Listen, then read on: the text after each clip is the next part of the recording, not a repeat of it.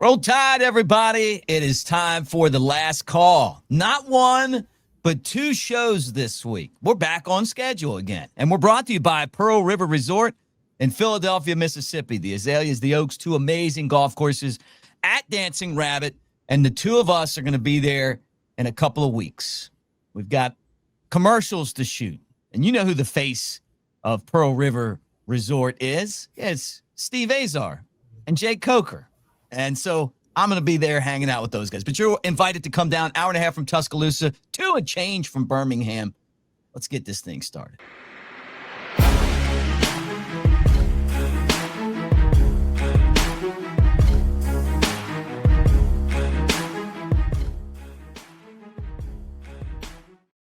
All right, there he is, the 2015 national championship winning quarterback from St. Paul's in Mobile, Alabama. Transfer from Florida State, and his former coach Jimbo Fisher says the most dominant team in college football history, who might be coming back and coaching Auburn. We'll talk about that later on in the show, Mr. Jake Coker. Are you ready for Alabama LSU? It's about that time. First game in November. Looking forward to it. I saw Cruz, our boy Cruz Oxenrider, Crux Oxenrider talking about it this week. I mean, it is, no matter what the rankings are, it still is. You got to love that matchup. We are playing at night, aren't we? Yeah, 6:30. We're playing at night? Or is it 2:30? It's 6:30. It's going to give you lots of time to get lubed up. Lots of time for you to get lubed up. Daylight savings time. Yeah, daylight savings time. Now, I'll be taking it easy with, if we were off air, I'd call them something different, but, the traditional beers. Yeah. A few Miller Lights, something you can't enjoy anymore, Daylight savings time, it'll be dark. This is what college football really gets. Yeah, but I hate daylight savings time. Not to go there, but it's terrible. It gets dark at 5 o'clock. I was out walking yesterday getting my exercise. 5 o'clock, I'm like, man, it's dark out. Yeah, it'll get darker later here pretty soon. I love it. You love it? Well, I love it for really not enough. I love it when it's this time of year. It's hunting season. You can hunt. It gets dark at 5. You're back home in time to get on the grill, hang out. You're not in the woods till 6:30 at night, then getting back late. It works out perfect for me. Yeah, I knew it. It always comes back to either deer or turkey season, maybe duck season. We were talking before the show. My buddy Barry Buckman, and it switches back. He's a big hunter. Switches back at the perfect time during turkey season when you're getting up early. You get to sleep an extra hour. Please stop. Please, you're ruining my day. I was in such a good mood until you started talking about the time change working for hunters. Like, I'm trying to put a coalition together to cancel it. Arizona doesn't have it. I spent 10 years out there working 1 month a year for spring training. Loved it. But we have it. I'll be voting no to your proposal. Get in the comments section. Who do you agree with on this very important topic on election day? Coker or Team Gillispie? All right, well, let's get into this Alabama LSU game. The topic was obviously Brian Kelly's fired, and then they got interim coaches. Garrett Nussmeier is their quarterback. It's not like LSU's been blown out. They've lost 3 times. They had one bad game against Texas A&M, but the rest of them have been close losses. The game against a tough Vandy team, they lost to Ole Miss, but these are close games. And then they come to Tuscaloosa where, they have to come in feeling like they have a chance. Their coaching staff's talking about being more physical. It's a tough game for Alabama just because you still have to treat them like they're LSU. You can't, if you allow yourself to look at the situation that's going on there with the coaches and stuff, you're making a mistake. Did you guys face anybody that has lost their coach? If you look at Alabama,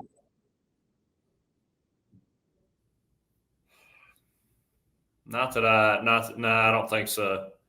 I don't think so. Of course, guys, I feel like guys weren't getting fired as quickly back then. I may be wrong on that, but I don't think firing during the season was a big move 10 years ago. I mean, now I think teams are really jumping on that and getting rid of guys early in the year, but that seems to be more trendy. You look at Auburn, Penn State, all the Virginia Tech just got James Franklin, from what I hear. I mean, the pool. There's only so many coaches out there, and what are you going to do? Just trade with other schools that just lost coaches for the most part? That's what it seems like guys are going to end up doing, or programs are going to end up doing.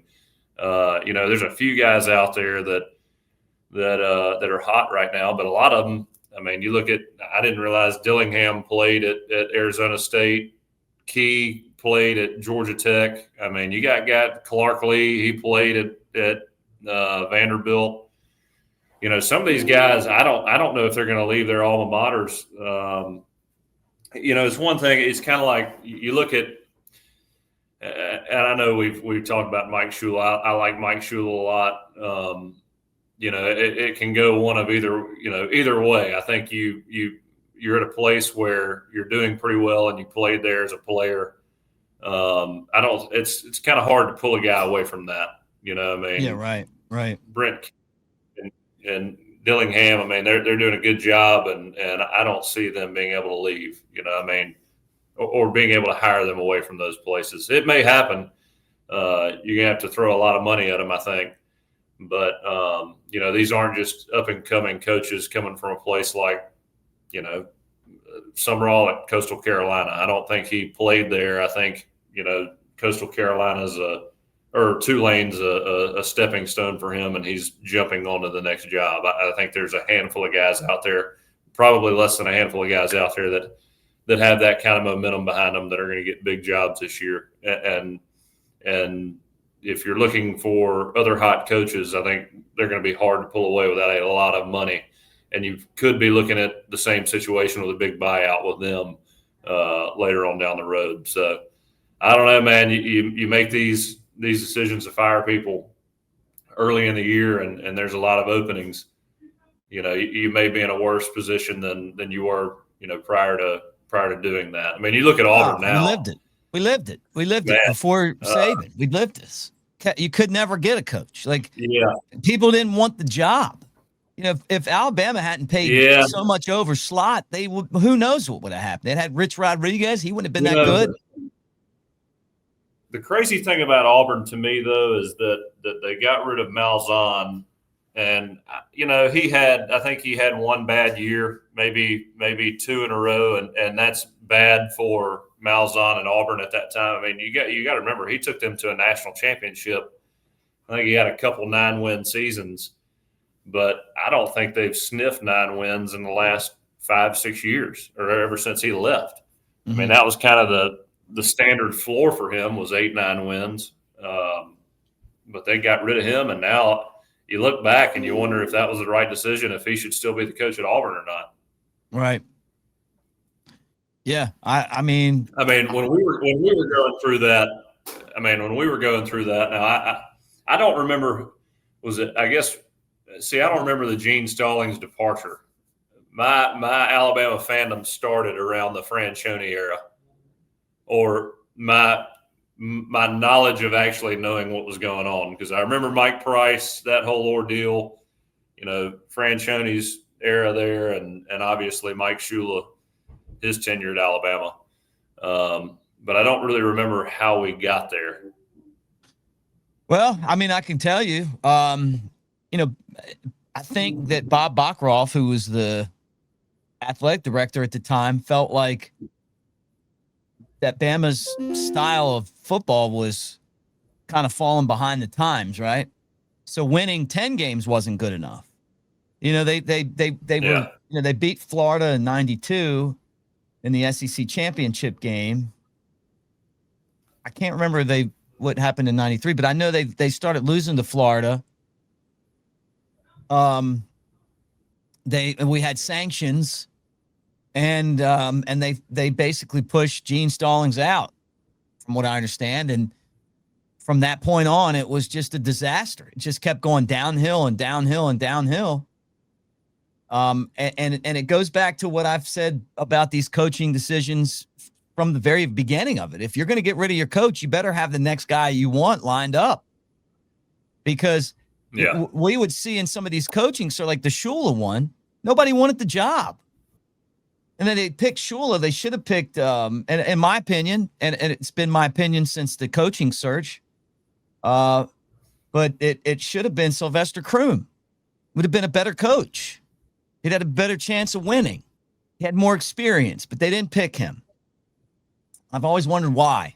I got my own theories on that, but he ended up being the Mississippi State coach, got us a couple of times, and with the getting Coach Saban to do the job, Mal Moore going to his house and waiting, is what saved this program, because we were in a very similar spot. So now Gus Malzahn's not good enough. He's a good coach, by the way, people. And Hugh Freeze isn't good enough. Well, who's good enough? Right? Like, who's good enough? And Bama's been in that same spot. Tennessee went in that after they got rid of Philip Fulmer. Where they couldn't find anybody for a long time. You have to have stability in this. And you wonder if LSU's about to go through the same thing. And that's what what makes these tough. And in our last show when I was talking about it with about Hugh Freeze, I mean, the one thing is it's hard to overlook is just how bad they looked on offense. But and again, I don't know how long a leash you give him, but it's just so abysmal, so bad. Again, 3 points against Kentucky, looked completely out of sync. Can't find a quarterback. I mean, that's supposed to be his bread and butter, but when you look at the college football landscape right now and who's available, who's looking, you're in an all-out bidding war for guys that aren't. It's hard to compare anybody to Nick Saban, but not a shoe-in to be successful. Mm-hmm. And I just kind of parlay this into the LSU Alabama game week this week. I mean, you look at kind of similar paths. So Alabama, we're still brand new with Kalen DeBoer. Brian Kelly, this is how long has he been at LSU? Third. I still feel like he's new. Yeah. So, you really find out what the program and under your coaching staff is going to do when you face a lot of adversity. I think for us, last year, I think Coach DeBoer was getting a pass pretty much no matter what. You wanted to see the team come out and fight and look like they had some direction and leadership, which I felt like we did. You could question it at times, but, it's the first year. You're trying to just keep the ship together. Right. You have no transfers, basically no transfers going into this year. You hold the roster together. You put a few good key players in place. You come out and you absolutely lay an egg against Florida State. Look awful. The worst we've seen Alabama look. I'm kind of giving last year a pass, but it was like Oklahoma last year. Just god-awful performance, effort, everything, and you start to wonder, which direction we're going in. And then week after week, you see an incredible amount of improvement. You see players stepping up and leading, and I think a lot of that has to do, or most of that has to do with the coaching staff keeping the main thing, and elevating their players within the locker room into leadership positions by giving them the support they need, communicating with guys, the whole roster, and really just showing a lot of leadership up top, whether it's Ryan Grubb, Kane Womack, Kalen DeBoer. You got somebody to look at in that locker room and say, man, we're behind this guy. This guy is all in, and we're going to follow him and play hard for him. And that's all you've seen from Alabama since that Florida State game. Look, the depth in college football anywhere is not the same as it used to be. Ohio State, they got a lot of guys, their NIL's off the charts. That's a little different. And Alabama is more than capable of beating them we just got to hope that we don't have too many injuries going into the playoff. But then you look at LSU, they start hitting hard times, and it's like they completely fall apart.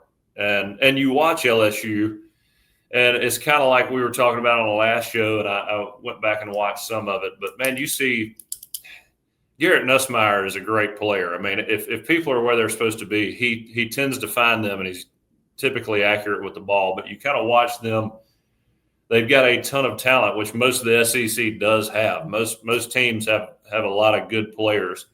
But what separates SEC teams is day in, day out, discipline, doing what you're supposed to do, even the small stuff. If a receiver is releasing inside or outside, getting the correct spacing, going the right way, staying up the seam or breaking off a seam route against cover two. I mean, just being where you're supposed to be, and you watch LSU and they're not on the same page. They can't run. They don't run the ball very well. They're not on the same page in key moments of the game. I watched one play against Vanderbilt. The number 2 receiver takes an inside release on a vertical route. Him and number 3 are all bunched up together until the 3 runs his over route, but it completely ruins the tempo of the play. Could have potentially been a touchdown that puts, I think, LSU up at the time. And they ultimately lose the game to Vanderbilt in a close game. Mm-hmm. I mean, it's 3-4 plays a game in the SEC when you're talking about upper echelon talent that separates wins and losses. And it usually accounts for 2 or 3 losses a year, to be honest with you. For LSU, it's accounted for all their losses, I feel like. Right. They've been close games, but they just cannot piece together consistent drives because they're not consistently where they need to be. And you watch Alabama. We have our mishaps, but Ty Simpson, you can't be that efficient without your guys being in the right spot. I mean, you cannot be as efficient as Ty Simpson is. You can't. It takes away a quarterback's ability to anticipate when he can't trust where his receivers are going to be. And so when you watch Ty get the ball out the way he does, that's because guys are on the right angles. They're breaking at the right time. They're making their breaks on the night step when they're supposed to hit it on the night step. And so, and that's most of that is coaching. I mean, mm-hmm. you just about all that's coaching. Now, I mean, it's discipline from the players' part too, and it's holding players accountable. But if the timing's not right, you're not going to win consistently. And that's where Alabama is. We could easily be where LSU is right now if our guys aren't coached up and they're not aware of what they need to do each play. Yeah. LSU, you watch their guys. I mean, it's sometimes they're where they're supposed to be. Sometimes they're not. A lot of times they make up for it in talent. But Alabama doesn't have a ton of guys transferring in that make up. I think LSU brought in 18 guys, 2 of which are 2 of their key receivers this year. Just piecemealing together a roster and saying, hey, we got a lot of talent, we're going to be good. That's not the answer. It's continuity. It's bringing in a few players who are going to make a difference that are mentally developed and can get the job done within 3-4 months of being there. But you got to have leaders there that have been with that program for a while that are there to help coach them up and help them get to where they need to be, along with coaches who the players trust. To me, it's a huge high character coaches. I think that is a must for college players, especially in this era. I think we've got that. I think we've got coaches that are very disciplined. They say and do what they say they're going to do. And so again, you watch the carousel of coaches being fired right now, and then you watch Alabama play the way we play against other teams. I mean, we're in such a good spot. It makes me very thankful for the coaches we have in place right now because we play at a different level. Did I question that against FSU? Yes, I did. But to see the response from that game and where we are now, man, it has been a lot of fun to watch these guys, and it makes me real proud of Kalen DeBoer, Greg Byrne, all these players that are giving everything they got to win each game on Saturday. Yeah, yeah. Hey guys, I want to Sorry tell for the you. rain. I want to tell you guys about Residence Inn by Marriott Ocean City. Our guy Keith down there has got you covered. Back to back to back coastal style hotel of the year. Look at that sunset, great seafood, Secrets Bar, which is one of the best beach bars in the world. You also have the boardwalk, steamed crabs. For all of you guys that watch The Wire, you know about steamed crabs. I grew up on those steamed crabs. But anyway, it's a beautiful hotel. The Next Round did their show there, and we got to do our show there. At least me. I don't know if I can drag you there, but I can go there and do the show with you from there.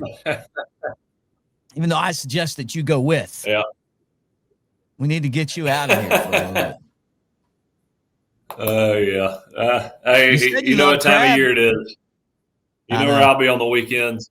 Trust me, I'm very familiar with this whole routine. You know, just to echo the point I just made about 2-3 plays a game that make the ultimate difference. We beat Tennessee in 2015, but I always remember 2 plays from that game that if they're made, the game is nowhere near. We're nowhere near in the type of jeopardy that we were in the fourth quarter. You know, we ran a little mesh route on the goal line. I threw it to Calvin Ridley, and it did hit him here, but it was a little late. You know, it was a little late. It gave the safety enough time to recover and knock the ball out, you know, as he was catching it. That's a touchdown instead of a field goal. And then I threw an interception on a hole shot to Chris Black.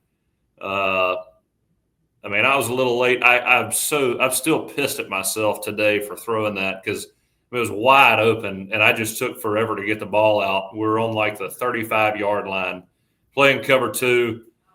You know, Chris he bluffs a bubble block and gets into the hole, and I see it, and I just take way too long to get in the ball. It's intercepted, and that game it should have been nowhere near what it was. Interception on the 20-yard line. You know, we don't even get any points out of it. And I think, you know, we had to drive at the end of the game. It was 14-13, I think, something like that. So, you know, 2 plays where if there's one mishap on that 2-minute drive at the end, we lose. But and we won the game, but should have never been in that position. You know, the 2 plays. Yeah. Two. I know there was more, but 2 main plays that I can remember that would have completely changed that game. That didn't happen. Ended up turning into negative plays. Well, that's what it comes down to in a lot of these games, right? If you're able to make the plays. And I think it comes down to Alabama's ability to take the next step, right? Where are they going to go after the South Carolina game? Are they trending in the wrong direction and they got lucky to win, or are they trending in the right direction? Are they going to be able to take that near loss and come back and then build from it? You know, they've been so disciplined this year. But then that South Carolina game, you go back and you watch it, they made a ton of mistakes. They were able to pull it together at the end. But championship teams, you have a couple of those moments, but you got to grow on those. And Ryan Grubb said in his press conference, he thought that it was the biggest learning experience that they had so far this year. Hopefully that's the case. Well, yeah. LSU, Tennessee 10 years ago was kind of like our South Carolina from this year. You know, you got to have games where you come out and you make mistakes, and you got to figure it out at the end. And that's, again, like you said, that's what championship teams do. But that's you're going to have one game. As a championship team, to me, you're going to have one game like that, and you got to overcome it. The problem for LSU is that it's a consistent problem of being inconsistent. And so they have these games week in, week out. We don't have those. We played. You got to give your opponent credit a lot of times. We play, Georgia in a close game, but we capitalized. There weren't a ton of mistakes. Ty Simpson, I think, has had 1 interception this year. So, he's doing a great job. Missouri was a little close, but Missouri's a good football team. They're a dang good football team. And, we didn't make too many mistakes against Vanderbilt that were just drive killers or game losers. No, block punts, no huge mistakes in the pass game. We play pretty clean football. Yeah. Well, that's what it's going to take, right? But you're getting into, it's just going to get tougher. I mean, LSU, maybe the easiest game you got left, and it's a tough game. Oklahoma's defense, you better be ready up front. Then you got, I don't count the Eastern Illinois game. But then you got to go to Auburn. That's always tough. Then you go to the SEC championship game. Then you go to the college football playoff. And you hope that you go to the college football playoff on a bye, right? But they've got everything they want in front of them, right? Even though they laid an egg against Florida State, but because of that, there's still, even with 4 wins against ranked teams, I still don't know that it would be a good idea to lose another game. I'm not saying they're out if they do. I'm just saying that it probably wouldn't be a good idea. Yeah, it definitely wouldn't be a good idea. But I think we got one more to play with. I hate to even make that comment. On paper, we should beat every team in front of us. Oklahoma. That Oklahoma-Tennessee game, I know we talked about it last show. That was hard to watch. Tennessee, they should have beat them by 10 points, in my opinion. Just crazy to me just another team, key plays. Some of those interceptions Tennessee threw, the fumble return for a touchdown. They absolutely killed themselves. And Oklahoma, they're strong on defense, but my goodness, their offense. It's basically, hey, let's basically get the receivers downfield and see if John Mateer can scramble for a first down. Right. Right. That's another one that's a highly inconsistent football team that when it comes together, and the defense better show up. So I don't know. I'm seeing some of these college football playoff predictions, and as much as Georgia should be afraid of us, I hate to see this continuous prediction of us playing Georgia after a bye week. You seeing that? Yeah. Of course, I guess it's. I know what the college football playoff committee will do. They'll separate it. They'll play with some numbers to get the right matchups where they need it. But I don't think anybody wants to see Alabama, Georgia again in the Cotton Bowl. Well, the truth of the matter is, and let's be honest here. And I know we want to be politically correct, but watching Georgia get another ass whooping from Alabama wouldn't be as entertaining as let them go play somebody from the Big Ten and give us Indiana, since they won us. You hear Indiana's chanting they won Bama. Hey, let's bring on Indiana. Let's see what Indiana's got. I saw them go up there and take care of the Oregon Ducks. Oh yeah. Watching Alabama beat Georgia's ass again is just not entertaining. It's every year now. Yeah. Which Oregon. Seeing those sad dogs. I'm trying to think who Oregon has beat. They beat Penn State in a close game back when everybody thought that was a big win. But yeah, I'm not sure. Do they have another big win? Do they have a big win this year? Because Penn State, I don't even count that anymore. No, but they did wear Grateful Dead uniforms. Hey, that gets them in the playoff for Gillispie. Yeah, look, they're right there. There's my Bears. You can't really see it because it's too bright. But yeah, I put them in just for that. Yeah. Maybe we could play them. But watching us beat Georgia again, I don't know. It's like, did you ever see the Globetrotters? They used to play the Generals all the time.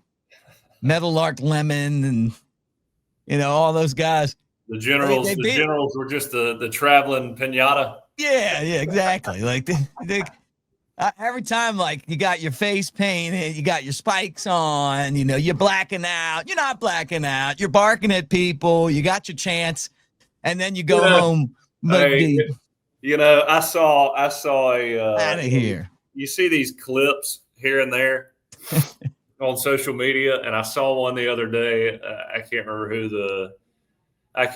the Georgia player was, but he was talking about, because even in the Alabama locker room, we would joke around about Georgia trying to be Bama 2.0.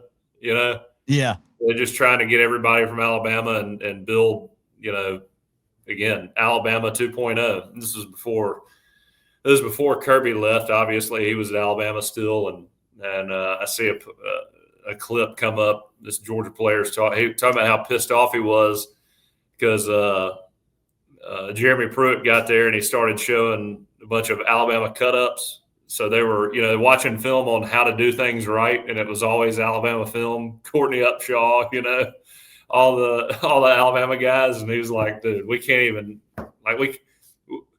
everybody's making these jokes, and now we're watching cut-ups of Alabama play defense to teach us how to play defense." right. So, I mean, it just, everybody wants to be Alabama, and it's still true.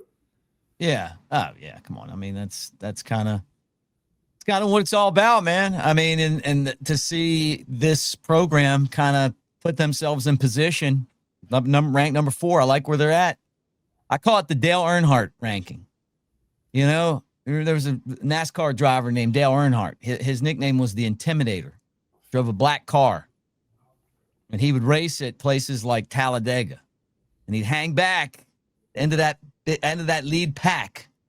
And then when it was go time, he'd always find himself right up front. And I like that. Sometimes it's better just to draft a little bit and then make your move. Saban was always good at this, but then Bama got so good, they were just up front all the time, but this team's doing some special stuff. They really are. And what I'm hoping is that they can just continue to get healthy on defense and the same thing on offense. I don't think Jam Miller's been the same since the concussion. It'd be good to see him after an off week kind of get back to running the ball like he was before that. But we've had Daniel Hill emerge. The offensive line could do a little bit better, but guys like Michael Carroll getting more reps, getting more experience there on the O-line. The other big compliment I can give Kalen DeBoer is that the guys that came with him from Washington are Alabama's best players. Yeah, he didn't miss with those guys. Brailsford, no, that's right. and Bernard and Cuevas. I mean, those guys are helping, man. They're playmakers.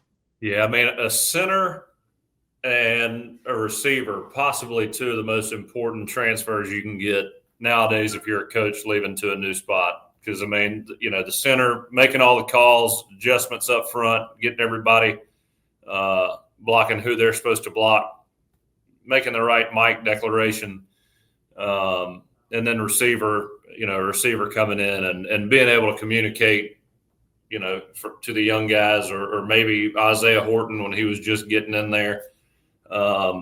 Exactly what each guy needs to run. Hey, this is what you got versus this look we got. Hey, you need to get out a little bit further, wider split, just getting alignments and routes right, I think is critical. And obviously bringing in a quarterback would be big, but you got Ty Simpson there who, to me, he might as well be, the associate offensive coordinator. Just a guy who's got, the right head on his shoulders. Yep. No doubt about it. Well, we got Bama and LSU coming up this Saturday night game. Difference as a player having a Tuscaloosa 2:30 game compared to a Tuscaloosa night game. LSU is a little bit different, I think that game should always be slotted at night. Really? I do. I think it should be reciprocal. You always play LSU at night in Baton Rouge. I know we played at night my senior year against LSU. So, there's no better atmosphere, no better weekend for a night game than Alabama LSU. It's got that aura about it. Everybody's excited no matter what. LSU, as much as I, want to talk trash about LSU, that's a program that everybody respects, and I don't know. That logo means something, whether they're up or down. So that game needs to be played at night. Are you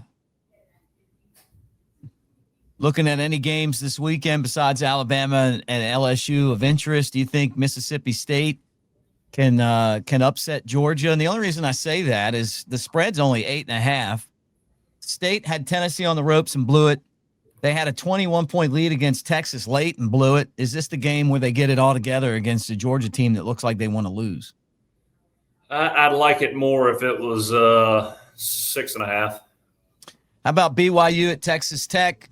Somehow this is 7th-ranked Cougars against the 8th-ranked Texas Tech Red Raiders. Guns up or guns down in this one?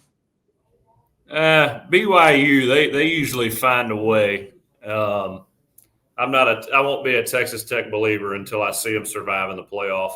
And I'm not saying BYU has done that, but BYU's been relevant for a long time, at least being a respectable program.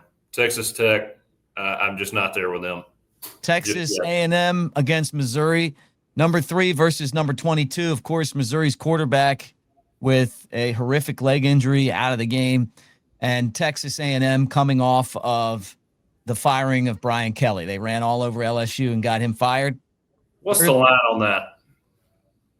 The line on this game is 6.5, so it's a home dog. Missouri getting 6.5.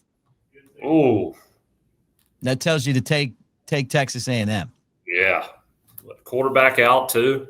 Jeez. Yep. All right, final one. I want to get your opinion on. I got let's see, what were the games last weekend?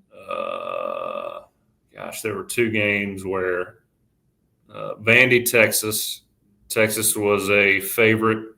3.5-point favorite. Where if you look at it, I'm just thinking, man, how do you go against Vandy here? More consistent team. They really haven't shown up and laid an egg yet. Right.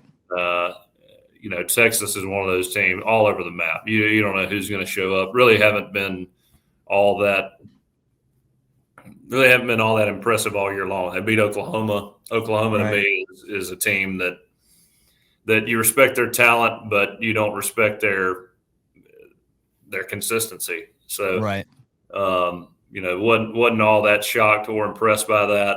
So you think Vandy's going to come in and cover? Hell no. They almost.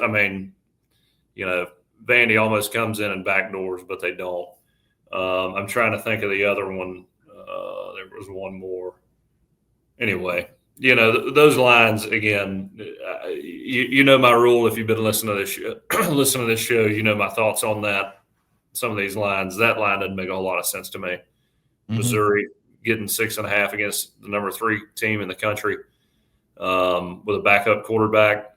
That's something smells off on that one. Yeah. All right. Final one. Are you ready? Final one. This one's a big one. In Nashville, Tennessee. Number 16, Vanderbilt, the Commodores, looking to beat hapless Auburn. The Tigers are 1-5 in the SEC, 4-5 overall. Ken Diego Pavia beat Auburn for the 3rd straight season. Jake Coker, the line on this one is Vanderbilt giving up 6.5, the over-under 45.5. Golly, man, that's crazy too. Vandy, Auburn only getting 6.5. Getting 6.5. I'd lead. That seems like a lot to me. Oh, that seemed. You watch Auburn last weekend? My goodness, that was one bad game. One bad game. Well, they made the mistake of trying to do the 2 quarterback thing, and you can attest to this. Terrible idea. I see Vandy beating them by at least 2 touchdowns. Really? So this is an easy one for you. Auburn can't. No. It's a hard one for me. It's hard to wrap my head around Auburn staying within 6.5 points of Vanderbilt. I don't. But again, that makes me think Auburn's the right side. It's kind of like Auburn when they were a 7-point dog against Texas A&M and A&M. I mean, if it's not for a safety at the end of the game where Jackson Arnold holds onto the ball 3 times in a row, gets sacked 3 times in a row, and gives up a safety, they cover. Right. Weird stuff. Weird, wild stuff. Yeah. I got to go Auburn in that one too, I guess. That's strange. Right. Yep. Well, look, folks, make sure that you subscribe to The Next Round. Thank you for being part of the show. We're brought to you by Pearl River Resort. The Timeout Sports Lounge, you can go put all these bets. You can take Coker's Cappers. You can go straight there, throw your money down on the table. They've got the window to do it with a live person. They got a kiosk, got individual kiosks, 20 big screen TVs. They put every game on that you could possibly bet on. Major college and pro sports, racing, all that stuff. And it's an hour and a half from Tuscaloosa, 2 and change from Birmingham. So Pearl River Resort, we appreciate them. Jake, I know that you're in production right now to add to your epic acting career. So just to give people a little taste of what you're all about, I'm going to play this now. Roll Tide, my friend. Roll Tide. This Roll is, Tide.